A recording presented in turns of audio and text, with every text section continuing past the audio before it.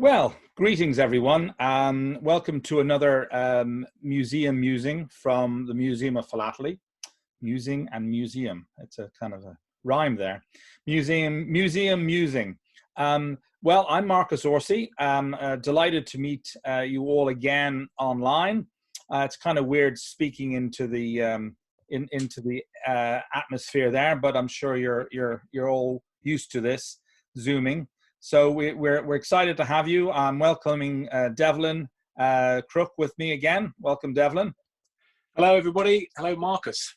Yeah, well, we're sitting here excited, as you can imagine, to open the discussion about the events of yesterday. There's been so much. I was talking to some people yesterday saying that the auction went so quickly. It's like preparing a Christmas meal, and you work for hours and hours preparing, like they've been promoting this stamp for months and months and months, lots of discussions and so on. And all of a sudden, the meal happens, everybody's eaten, it's done in 15 minutes. Well, this was done in 12. a couple of minutes. The whole thing was over.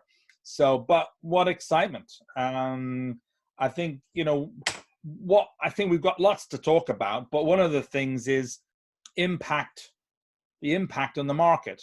What do you think, Devlin? Well, it's interesting that you should ask that question, because I did sort of tune into some of the social media content while it was happening and then immediately after. And there were some commentaries that were saying that, oh, it's terrible for the business because the British Guiana has gone for less than it went for last time, and it didn't meet the estimate, and blah blah blah. But actually, I was delighted with the result. $8.3 million US dollars is an awful lot of money, and given that we've just gone through a pandemic, 15 months of turmoil, I think it's a great achievement. I mean, had it not sold, that would have been disastrous. And the Jenny went for more than I think that it went previously. 4.8 million is a markup from the 2.97 million it went for previously. And, I was delighted. I think it was a great result. I don't know what you think, Marcus.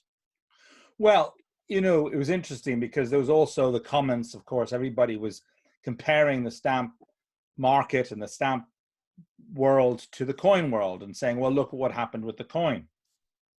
But then I threw out this idea that, coin it was a large gold coin. People see gold as an intrinsic value. It has a market value on the day. Okay, this is a collector coin, so it's not based on gold value, it's based on the collector value. But still, the confidence that people have is buying gold.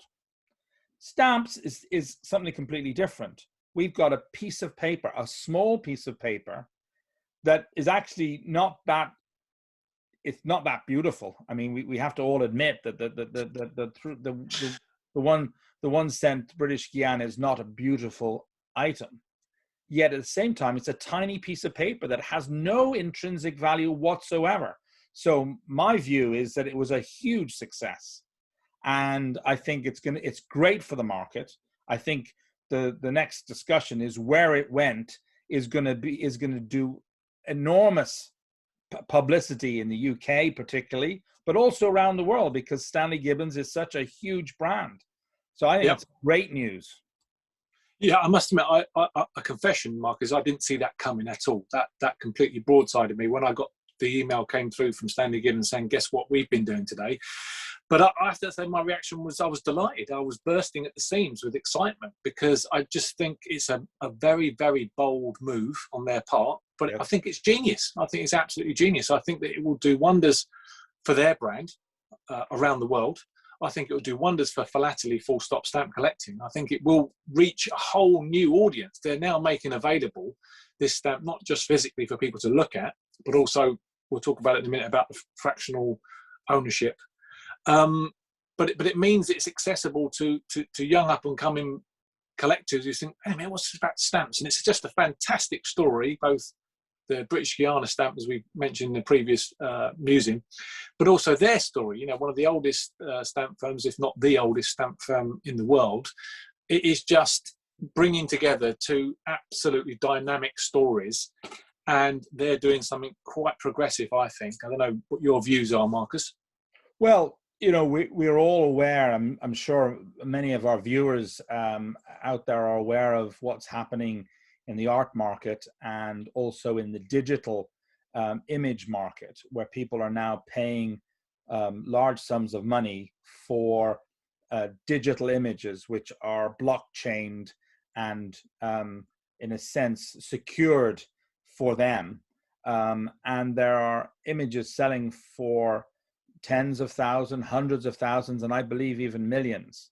So there's something in this where Gibbons are saying, well, there's something happening in the market, and we can capitalize on it. We can not only can we own the most valuable stamp, and we are the most famous and oldest stamp company in the world, so it's a image for them, so as the owners of this stamp, and at the same time they can monetize it by selling a share in it through this. I think that's what they're going to do. I may be wrong. Selling part of a digital image, which people will then own. I mean, they're going to come out. I think you signed up. I've signed up. We're all going to wait with bated breath as to see exactly how it's done. But I think it's as you say, a brave move, but a great move. Yeah. And great not just for Stanley Gibbons, but for everybody in our philatelic world. Everybody's going to benefit from what PR that they're going to bring out of that. Yeah, absolutely. And we've had a really exciting time, haven't we? I mean, the fact is, when Stuart Weissman said he's going to sell these two iconic items along with that iconic coin, I said, right, I'm going to enjoy this journey, because this doesn't happen too often in our industry, does it? I mean, there aren't too many $1 million items out there anyway. But for two of them to land on the auctioneer's counter, if you like, and be auctioned was tremendously exciting. And I thought that would, once it was over, that would be it, because it would go into someone's collection, into its shoebox. But actually, the genius here is that Stanley Gibbons are going to keep this going. So we're now on a journey that we can all continue to enjoy. It just seems to me that our industry is getting more and more exciting every day. I get up every morning and think, gosh, what news am I going to be hit with today? And I must say, yesterday's news was, one of the greatest pieces of news I've had probably in my philatelic career. And I must say, the story is not finished yet. We're going to go on a journey with Stanley Gibbons, and I can't wait to see what they're going to do. And I'm sure it's going to be successful, because you could see people buying a share in it for a birthday present for a child, and they say, oh great, that's brilliant, look, I've got a share in the British Guiana 1 Magenta. And doesn't that start your digital stamp collection, which is another thing that we could perhaps talk about in a future musing? But hats off to Gibbons for their entrepreneurial and innovation. It really is exciting. Well, where does this? I mean, do you think new? I mean, we haven't talked about this, but do you think this will bring in new interest into the hobby? Yeah, I think so. I think that also they can use this to put people into the digital kind of collecting field. If you're really smart, there's all sorts of offshoots from this, isn't there? I mean, look, they've got a great sort of shop in the Strands, and people are going to come from China, Japan, America. So it's brilliant for Great Britain, and it's brilliant for British philately. And so people are going to physically come and have a look at it, aren't they? And they're going to probably want trinkets. They're going to want some sort of souvenirs to take away, even if they don't buy a share in it, because I don't know what the costs are going to be and what but let's just say it is accessible to a wider audience. Well, that's exactly what we've been talking about, Marcus. How do we reach a broader and a wider audience, both young and old, male and female, etc., etc.? This is genius. I mean, we've all been scratching this going, what do we do? Do we evangelize about this? Do we do a blog here? Do we do social media? Actually, if they've got one of the world's most famous stamps that they now own, they can make it physically available, they can make it virtually available, and they can even start to say, look, digitally, you can have a bit of this if you like, or you can actually physically have an ownership. And I just can't wait to see what they do. Well, in my, because I was on a live Facebook event yesterday, And one of the things I said was that Weinberg was really the guy who set things in motion. Yeah. He had the courage to buy it, find investors, purchase it, and then the great idea of taking it around the world, which Brilliant. I think was a marketing masterstroke. And so he single-handedly brought that stamp to where it was when he sold it then onto DuPont. And I think Gibbons are in a sense are taking a leaf out of Weinberg's book. I think they're saying maybe we'll see the stamp being exhibited around the world. Maybe it'll go from city to city. If they haven't thought of that idea, I was the first one to think of it. No, meaning that what a great way to promote it. What a great way to whether it's Tokyo or New York or London. Well, it's in London. Well, it's not in London yet, but so I think historically it took a master genius stroke by Weinberg, and I think this is my hope, and I'm sure this is their plan. Gibbons's plan is it's a master stroke, and now they have to execute that plan. And I think with the digital image and the way things can go viral, I think just like you said, watch this space. We're excited. I think we're going to be doing more musings, whether it's about the 1 cent itself or about this concept of what we're talking about, taking world rarities to another level and monetizing them. In other words, taking them to a new audience. No, it's very exciting, and I look forward to sort of seeing more dispatches from Stanley Gibbons on that. And just a footnote as well, the other stamp, the inverted Jenny unique block with the plate number on it, sold to a chap called David M. Rubenstein. He's a billionaire, philanthropist and businessman in America. He paid 4.8 million, 4.86 million for that, which is a great price. I mean, I think it's fantastic.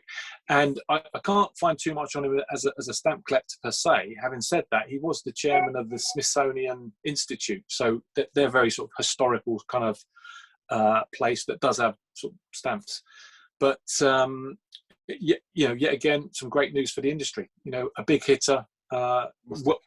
If you Google him, he's got a massive Wikipedia page. He's a famous person outside of buying this stamp. So, well, we're just delighted to bring you this musing. I think Devlin's got a couple of things to say before we close, but great to see you all. Excited about where the stamp business is going. Fantastic news, Gibbons. Bravo! You've done a great service to our hobby. Brilliant. Yeah. Well, just to round up, we would like to thank our sponsors, David Feldman. Without them, we wouldn't be here, and so we're very grateful to them.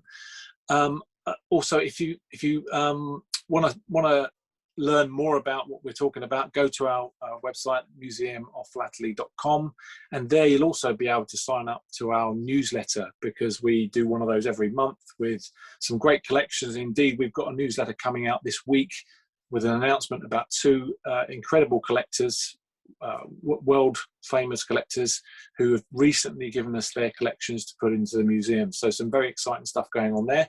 And indeed, if you want to contact us about anything we've talked about, then please go onto the website. There's a contact us form. We'd love to hear from you. Anyway, thanks, Marcus. One of these days we'll probably meet up in the flesh, but for now, it's take care. See you all. Bye bye.